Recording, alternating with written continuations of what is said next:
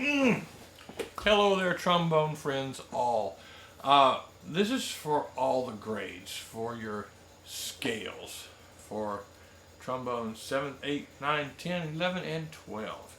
And I figured I'd do it this way after looking at things, because I'm not going to play through the scales with you. A good friend one time said, I can't teach children their scales. They hear the notes, go practice them.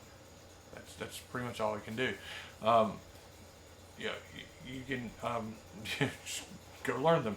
The scale sheets are there. The octaves that they have to be are there. But what I did want to go over is this little thing right here, which your band director may or may not have given to you, but it's what they're listening for in scales. Okay, first thing on the judging category is pitch, accuracy, and range. Okay, so it's not just do you have the right notes, it's are they in tune. Well, in tune? Are they going to have a tuner back there? I would hope not, but let me give you an example. Let's take an F major scale. Okay, on I think every grade. Yep, on every grade, the F major scale is 2 octaves. Okay, so start on this low one, whether it's anywhere.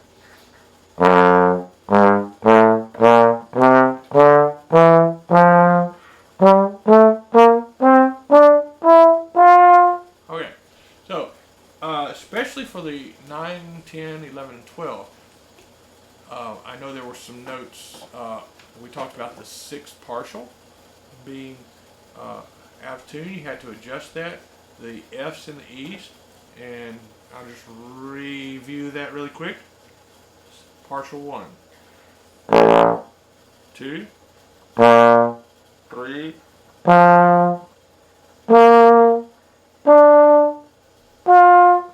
6 partial. If you get your B flats in tune with the glorious tuners, your high F is going to be sharp. Okay, if it's not, you're weird. It's just the way nature makes all brass instruments.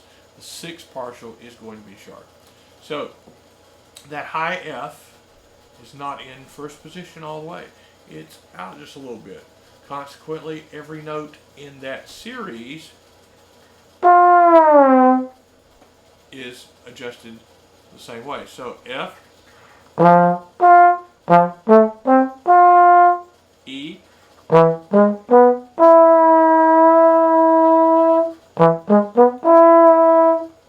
E flat.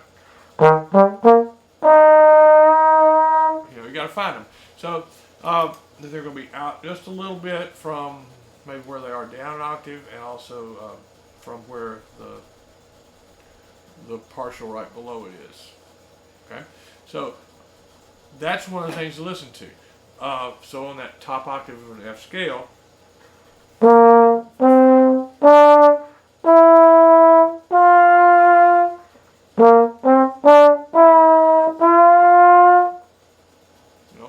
is it in tune? Not just are you in the right position. You can be in the right position. Hopefully 90% of the people auditioning at least will be in the right positions. And so therefore that you could say they're playing the right notes. But are they playing those notes in tune? Here's a second thing that if you really want to get picky with to think about. The 7th note of a major scale is what we call a leading tone, because it leads to an octave. So acoustically, that note is also should be played a little higher. And that's getting super picky, but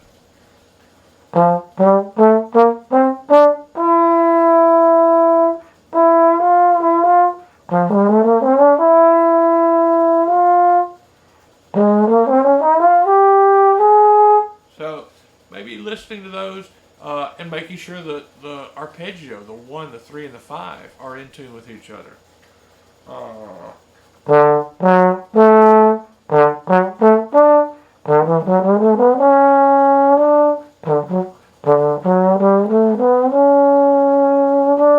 So there's a lot of things that, depending on how picky you want to get, that you might consider. So it's not just I've got the right position and I'm playing the right note. are you playing it in tune with yourself? Not right with a tuner. If you tune every note in a particular scale with a tuner to your ear, it's going to probably not sound really good. Okay, I'll just leave that there and use these things. But that's the first category that they talk about, or that they evaluate, is pitch accuracy and range. So on your scales, they're very explicit now of what the range should be, the minimum range for each scale that they ask. All right, so if you, well, I can only play this one, you're not going to get full credit. Okay, out of 10 points, they're going to give up to 8 if you do just what's there. If it's listed as a 1 octave scale and you play absolutely perfectly, beautifully, 8 points in a particular category. If you exceed that, so if you play 2 octaves and do them both well, you're going to get maybe a 9 or a 10. You're going to get one of those extra 2 little points. So just know, but if it's listed as a 2 octave scale and you only play it 1, well, if you play that 1 octave perfect, you're probably not going to get anything better than like a 3 or a 4. So you've already gone in at a point deficit. Okay, so make sure you look at what the minimum range is on a particular scale for your instrument for trombone, and that's very important. And it's also good, just to be working on multiple octaves for whatever stage you're in. I'll just say that I'm still not sure why the E major scale is always just listed as 1 octave, because it can be played on any trombone with or without an F attachment. 2 octaves. It's listed here.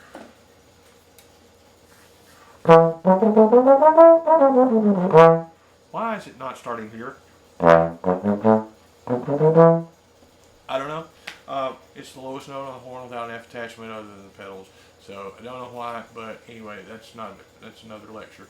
So, but if you start and you played that 2 octave, even though it's listed as 1, and you played it well, hey, you get some extra little brownie points. That'd be cool.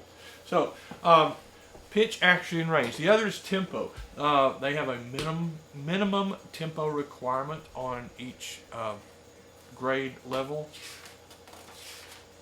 So, middle school, it's quarter note at 80. 9th and 10th grade, and I believe, what did I do for 11th and 12th? 11th and 12th, it's 100, and yeah, it's 100 on 9 and 10 also. So make sure you adhere to that. That doesn't mean if you're new to a particular scale, you should start out practicing it or playing it that way. Start slow, especially if it's an octave you're unfamiliar with. Okay, so work yourself up to that. Rhythm. There's a prescribed rhythm for both the major scales, which is always the tonic is long, is a quarter note B,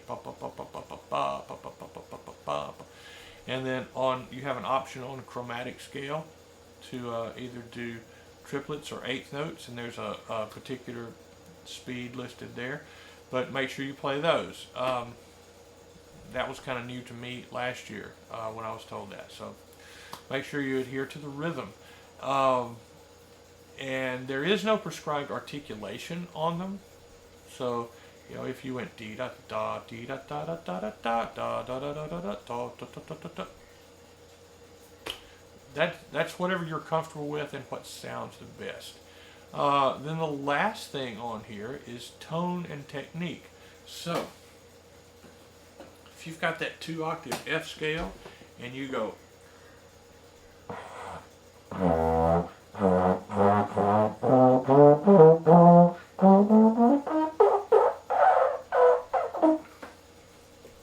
I played all the notes. Well, kind of, but I sounded like I was passing gas through a garden hose. So, that's not a good sound. So in every register, make sure you've got a good sound. Before just practicing scales. Scales is a good way to increase your range, but look at some range exercises that you might find on www.jeffphillipstrombone.com, and can kind of help you with your range development. But scale's one thing. You can also do some lip slurs, like, or maybe you try to articulate that.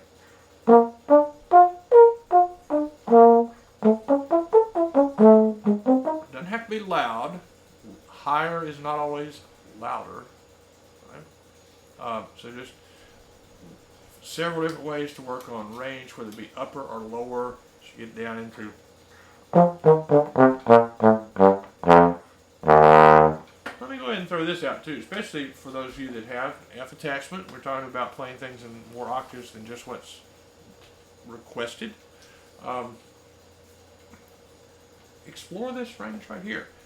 If you've got an F attachment, go for the E flat.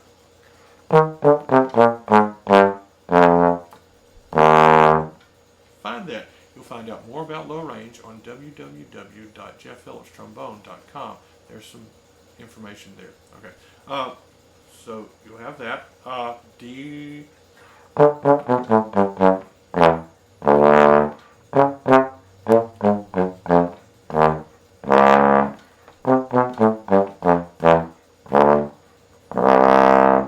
Be natural, a little risky because it's not a real note. I'm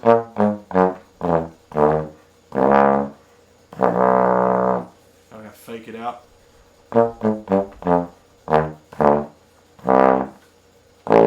Get down there to that pedal. Yeah, you know, you got to figure out what's comfortable for you to start on and end on. But if you've got it, at least practice it. You know, a week before the audition, you might go, I don't think I can do that one. Which leads me to the next thing. I know that now, the couple days before, they'll tell you which 2 scales and a chromatic you're going to have. Don't wait to practice until then. Practice all your scales now. Learn them all now. Don't wait till then. I actually had a band director last year tell me they weren't going to work with their students on their scales till they announced which ones they were. I did not strangle that person, but I should have. Okay. Now, work on all your scales right now. Then when you find out which 2 they're going to give you, then you can kind of zero in on those. But learn them all. Learn them all multiple octaves. You got time. It's not going to hurt you. It's going to help you with your range. It's going to help you with your reading. And that's part of the audition too. So, there's my helpful hints on scales for mid-state. Good luck with them. Learn them all. Listen to them. Make sure they're in tune, especially in the upper register or the lower register or the middle register. Just make sure they're in tune and they sound good. That you have a good sound. Okay? And practice slowly first. All right. That's good. For more information or for questions, www.jeffphillipstrombone.com. Happy tromboning. That's a cool shirt.